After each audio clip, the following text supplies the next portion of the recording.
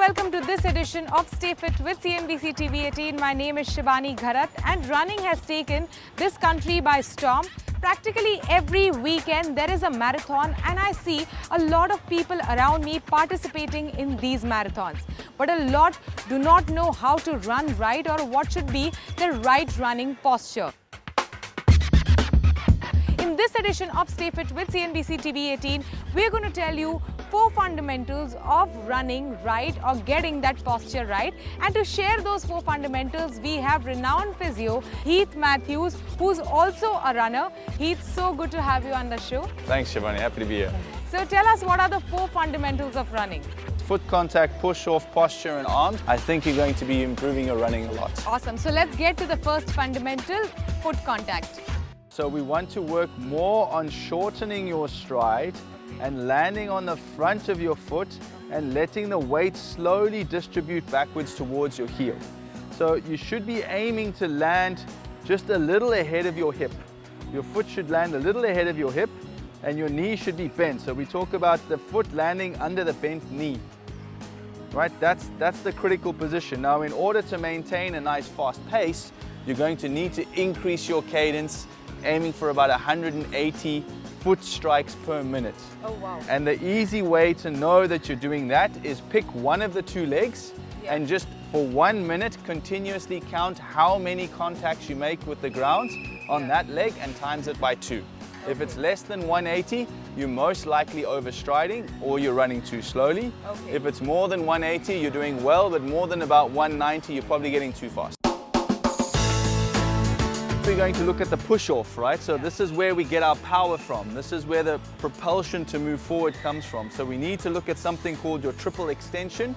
We need the toe to push off the ground, we need the knee straight, and we need the hip in extension. Okay, so we're going to look at that, developing that forward momentum and thrust. We're going to look at the recovery phase, bringing the foot up high underneath your bum to get your drive from this leg. And then we're going to talk about landing quickly so that you don't overstride with the leg, but that the hamstrings kick in and bring the leg underneath you to land just in front of your hip. We don't want to be in hunched postures with rounded shoulders. This just breaks all of your power. So you need to be very upright, running with a good posture, leaning slightly forward so that you can transfer all your energy forward and lose none of it to the sides or through twisting or through bouncing up and down. Everything needs to travel forward in a vertical line. You need to be able to move your body forward, right? So you want to have good posture when you do that. Slightly, very slightly forward lean. So to figure that out, you just lean, and then when you feel that your leg needs to move forward, that's about the angle that you need to be at when you're running, so that there's that natural inclination to slide forward. All right? Don't hunch. So this blocks your hip, so you can't get your nice hip extension. It closes your chest down, so you can't open your chest up and get good oxygen in. And it makes you look at the floor in front of you, which is bending your spine, hunching up your shoulders and rounding everything out, which is not great. We want to open all of that up, so get the shoulders out, look really far ahead of you, 100 or 200 meters down the road, which will force you to lift your head up, which opens your airways and gets proper oxygen into your lungs. So nice upright posture, looking far ahead. What should be the breathing like? So your nose is 2 small little holes, right? Often a lot of blockage can really impede the flow of oxygen. So don't use your nose. You can add your nose to breathing through your mouth, but it is critical to breathe through your mouth. Okay. So the common things are we hunch our shoulders, we round our shoulders, and we run with our elbows outside. Other common mistakes is we use the elbow joint to run with.